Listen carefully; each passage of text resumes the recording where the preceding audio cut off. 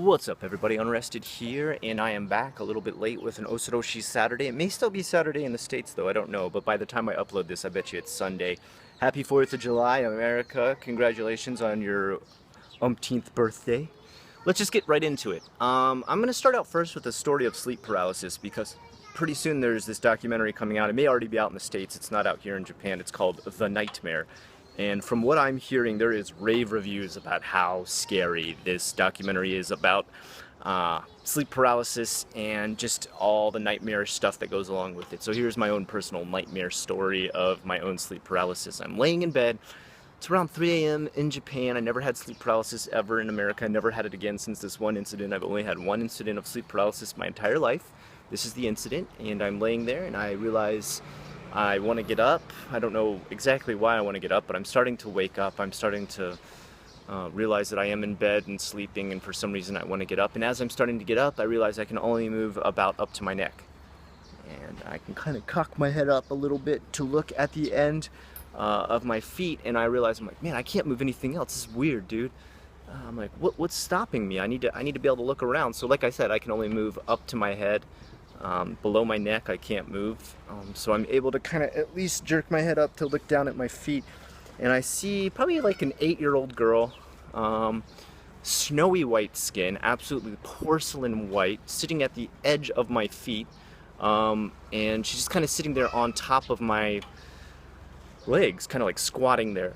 And she's dressed in like this old Victorian dress. It's immaculately white as well, and she's almost glowing. So at first, my first initial feeling is not one of like fear. I'm kind of just like, oh, who's this little girl in my bed? This is creepy. What are you doing here? But I'm not freaked out over them. I'm just kind of like, oh man, she's like just playing around or something. As of right now, I'm still kind of in a dream state, so I'm pretty accepting of this weird situation, as you know you usually tend to be. So I'm just like, all right, I'll just tell her to get off, and I guess she's just playing some kind of game. I'm not down with this, and I want to be able to get up from bed. So I'm like, hey, can you get off? Can you just, get it? You're on my legs, and I can't move off my bed because of that. And she starts to smile. A grin starts to go across her face, and I realize, oh, she's just being like coy. She's just kind of playing a game with me. This is fun for her. So I'm like a little more aggressively. I'm like, hey, come on, seriously, you need to get off my legs. I want to be able to get out of bed. And the grin just like stretches. It stretches to this like inhuman-sized grin, and I'm just like, whoa, what the fuck? So I'm like, all right, I'll try to get a closer look. So I arch my head as far forward as I can to be able to look down at my feet. And suddenly my eyes are able to almost like focus in like a camera lens could focus in. I don't know how this is possible. I don't question it because, again, like I said, I'm still half in a dream state. And as I'm slowly getting closer and closer, focusing in with my eyes, I start to realize imperfections in her white skin. There's like cracks, and then there's like a veiny network of webby veins through her entire face and body. And even the translucent dress that she's wearing, I can see a network of veins through that, and they're just arcing throughout her entire body and webbing all through her body. And there's like bumps and deformities and warts, and her teeth are all red and cracked, and the grin's just continuing to stretch this whole time. And I realize she's the size of a little girl, but definitely not a little girl. She's actually just some kind of like white little creature with white skin and long black hair, and these networks of veins just flowing throughout her body, making her look horrifically like some sort of subcutaneous skin monster. And that's where she finally screams a big no at me, and I wake up and just jolt out of my sleep. And that was my one and only experience with sleep paralysis, and it was creepy. It was not fun. I have a lot of sympathy for those of you who experience it over and over again. I can't imagine having to deal with that night after night. Our next story is a story of my friend who supposedly has said his girlfriend sees a lot of supernatural stuff. She's one of these people who seems to experience supernatural stuff everywhere she goes, and he said for the most part they're usually not that creepy. They're just kind of stuff like he's like, we'll move into an old apartment or something, and she'll be like, oh yeah, there was an old lady who used to live here. She just died of natural causes, but sometimes I see her like knitting in the corner of the room, or like, oh, there was a young boy I saw at this playground. But he said the freakiest one he ever saw, she usually doesn't have like a big freak out when she can see whatever supernatural or paranormal thing she can see. But for one time he said she had a super freak out. They had a trip they went on to South Africa, And while they were there on that trip in South Africa, they went on one of these kind of like safari trips. I guess they put everybody on a big Jeep and they go around in this Jeep. And as they're going around, the tour guide's pointing out these different areas. There's elephants living over here. There's different types of animals over on this side. There's gazelles and giraffes over here, and they can point it out in different places. And they go past this one part where there's just like these weird, like, kind of metal scrap chunks, kind of like sheet metal, in the middle of this giant field. And he said during that time his girlfriend suddenly just screams out in the middle of the Jeep, and everyone turns around to look at her like, whoa, what the fuck, what just happened? Like, and she's like, sorry everyone, sorry. And she just kind of gets herself calm and everything. And he's like, what, did you have like an episode? You saw something supernatural? She's like, yeah, but I'll talk to you about it later. I'll talk to you about it later. And so they finished the tour and everything. He's like, so what did you see and stuff? She's like, well, I didn't want to like suddenly say it to anybody, but it got really freaky because I saw all these people walking around there, the area with the scrap metal, and they were all like riddled with wounds and everything, and like eaten up by bugs and everything. And she was like, I've never seen anything like that. I don't know what could have happened out there, that you would have these people out there eaten up by bugs and full of wounds and everything, because all it was just like a really small piece of sheet metal. So they went and asked the tour guide after. They said, hey, you know that one place we passed by, what was that had like the broken sheet metal and everything laying in the middle of the field? I mean, that's kind of weird. There's no structure or buildings or anything out in there. It's land that's totally not been taken over by mankind at all. It's still open land for animals and stuff to roam around. And he's like, oh yeah, well, you see, the thing is that wasn't any kind of building or anything anybody had tried to put up there. There was actually a plane crash out there. A small prop plane carrying about 20 to 30 people went down out there, and unfortunately most of the people died because when they actually hit, a lot of people survived even though they had grievous wounds.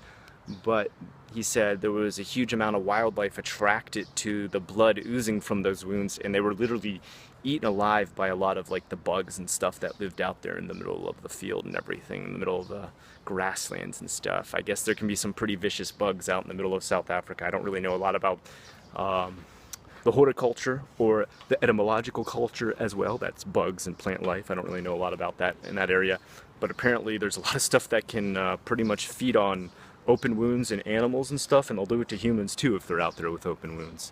And that's what she was seeing, like the, I guess, tormented ghosts of these people who died by being eaten to death by bugs. Yuck.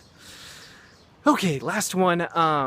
This is kind of a shorter episode today. I got my 3 stories. They're short. My last one, I really like this one. Maybe you guys won't like it as much. I thought this one was really interesting. It comes from a friend who went on tour, multiple tours of duty out into Afghanistan.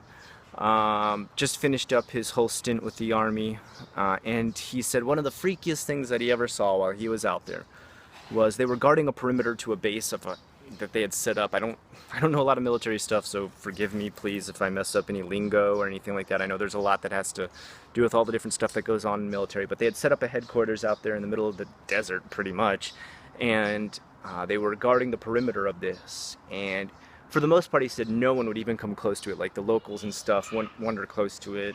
Everybody knew to just stay away because pretty much they could be questioned or shot on sight if they got too close to this. They were guarding a lot of top secret and heavy weaponry and stuff like that. And I guess that's why they were so guarded on this post that they were at. And he said, so they were really surprised when one day this one guy in a turban and everything was standing out at the edge of the perimeter about 50 meters out, he said.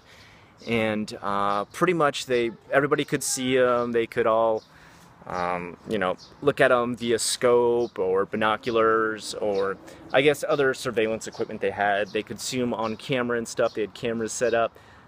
They had different patrolling teams and stuff and different people on guard around the perimeter. And he said the first set of guards was like 12 people.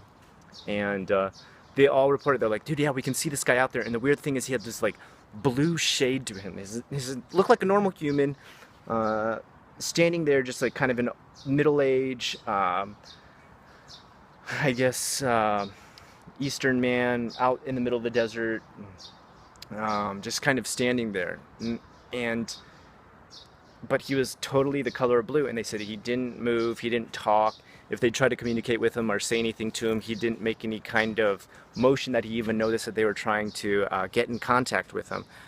And everybody was like, what the heck? Is this for real? Is this guy really out there? And so they said, you know what we're going to do is get a helicopter team to get above him and kind of see what this guy would be up to. And they said they got out there and there was nothing around there that would even be something he would be interacting with. It was like just plain desert. So he's not like looking for something out there with some sort of animal or pet or family member or doing some sort of odd job out there. It's just this blue kind of middle-aged figure standing out there with this weird shade to him. And when they tried to communicate with him, he started to move, and when he moved, it was kind of like him walking, but like walking in place. This was the creepiest thing he ever described to me. He said they would see him walking in place, and his knees would bend as he would walk, like you would, like as if you were walking in place or doing like the Running Man dance, right? But they said his knees looked like they were broken, and when he would walk, they would pop out forwards like normal, like your knees would normally pop up as you walked, but then they would also pop backwards and pop the joint the opposite way, like his legs were breaking backwards and forwards as he walked in this weird motion that he never actually moved at all, though. He stayed still in the one place. So he said it almost kind of looked like this weird projected hologram that was having this weird leg stuttering pop as it walked forward without actually moving anywhere, and like his bones in his legs were breaking backwards and forwards. Super creepy. And he said he can confirm that he saw this. He's like, you know, if I just saw it by myself, I probably to this day would say no, it was bullshit. I was either like dehydrated or, you know, PSTD or something, because I saw a lot of crap while I was out there. And he said, but for the most part, honestly, I have to believe it because multiple other patrols and perimeter guards saw it too. And they all said they could see the same thing. So that's his story. I don't know whether or not, or what exactly that could even be. You know what? I would love to hear in the comments what you guys would think this weird thing would be. He said eventually it did disappear. It just kind of faded into non-existence, not walking off or anything like that, just stopped showing up after a while. And it was some story that they still talk about to this day with the unit he was out there with. So what do you guys think that could be? What do you think some of these other things could be that we talk about? We discuss a lot of weird supernatural paranormal sightings that people have, and we all are kind of confused as to what they could even be. I myself am always skeptical with everything I ever tell you about, even the stories where I'm like, I totally believe my friends, but I just don't know what to think. I don't suddenly come to the conclusion like, ghosts are real, man. Anyway, I'm gonna start something pretty soon. I want to just kind of make an announcement. There's some people around Osaka looking for some supernatural areas to explore. Apparently there's a store, Big Camera, which is pretty famous. Apparently there was a big fire there one time and a lot of people died. And the elevator there is supposedly haunted. So I'm going to go out to one of these areas. I'm going to try and start to go out to a lot of different haunted areas for some of these videos and check them out and record it. Obviously, that's the most important part, record it while I'm out there. Kind of gathering a team though of people around the Osaka area. If you are in the Osaka area and you are interested in being in these videos or coming along with me, let me know, because it's fun to do it with a team, I guess, you know. We're actually going to try and speak Japanese to ghosts. We're not going to try and shout at them in English or bully them like some of these weird ghost shows that go to other countries and they're like, we couldn't communicate with anybody because we spoke in English the whole time and shouted and tried to bully ghosts. We're going to go out there with a skeptical mind. Nonetheless, we'll do our best with the knowledge that we have of ghosts and stuff like that. If you're interested, you know, just PM me, let me know either on Facebook or PM me here on YouTube. Until next time, I am Unrested. This was Osoroshii Saturday, and I hope you enjoyed everything you did. If you did, please like, comment, and subscribe. As always, I am Unrested. Have a good one.